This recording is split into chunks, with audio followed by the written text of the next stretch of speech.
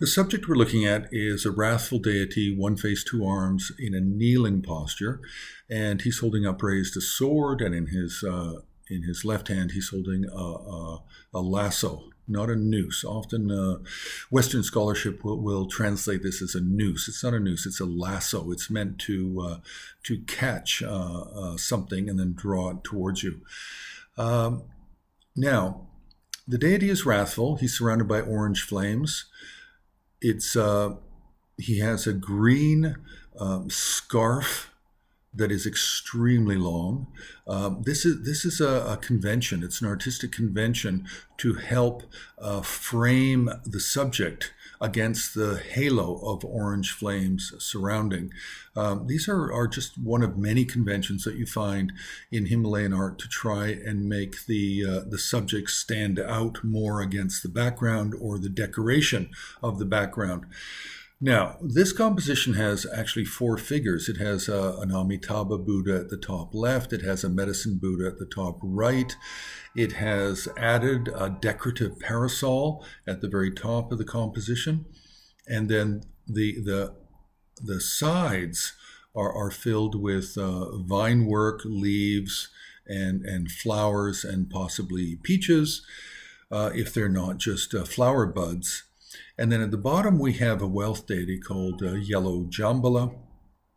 And then we have a cartouche of the artist at the bottom with also his stamp, his sort of signature in a square seal. Now, this painting is following the Tashilhunpo Menri style, but modern. This is a traditional modern painting. This is a term that we've sort of adopted at Himalayan Art Resources to talk about modern paintings that are following a traditional style, but also following traditional religious iconography. And Tashilhunpo is one of the best locations, monasteries, where they have artists which are very traditional in the iconography and representing the Buddhism accurately according to the way they see it. Now, what's unusual about this painting is this is not a common iconographic form that we see in modern times, because this deity actually fell out of favor in the 15th century, and other deities became more popular as objects of meditation within the Sakya, Kagyu, and Gelugpa schools. This was never popular really with the Nyingmapas.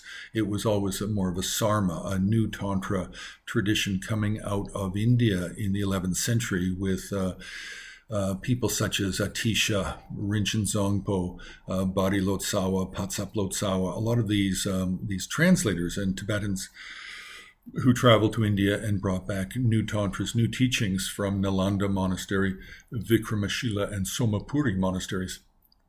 So it's unusual to see this painting done. Now, also it's worth mentioning that the painting by the artist Nupche Dola is actually following a kind of a standard way of doing paintings when they're done as a set, or not so much maybe as a set, but as a series. A set of paintings are where they're all related by subject or iconographic program, whereas a series of paintings is where you have a number of paintings done by somebody who's commissioning them, but the subjects of the paintings don't necessarily relate to each other. But the artist will put them together and will have them all the same relative size within the composition, and will put other figures at the top and bottom to make the series look like they all belong together, even though they might be random, unrelated deities as the central figure. And so this is an example of that. And where we can see this much more commonly is with the Tibetan painting collection that we have in the Palace Museum in Beijing that were offered as gifts of the Panchen Lama in the 18th century, where he gave a large number of Tibetan paintings and other gifts to the Qianlong Emperor. So we have a large number of paintings that are very similar to this that are in this 18th century Tashilhunpo Monastery compositional style.